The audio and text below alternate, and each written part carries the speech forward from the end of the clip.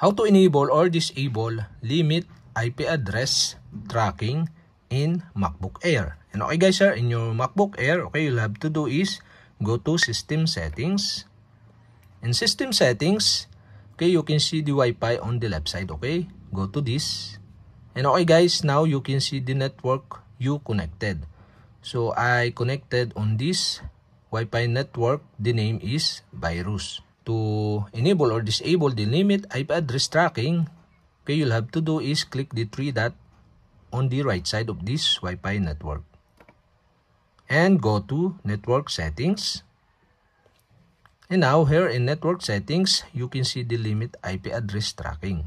And the limit IP address tracking is enable. So if this enable, limit IP address tracking by hiding your IP address from known trackers in Mail in Safari. And okay guys, if you want to disable this, you'll have to do is switch off the switch button on the right side. And okay guys, we have successfully disabled.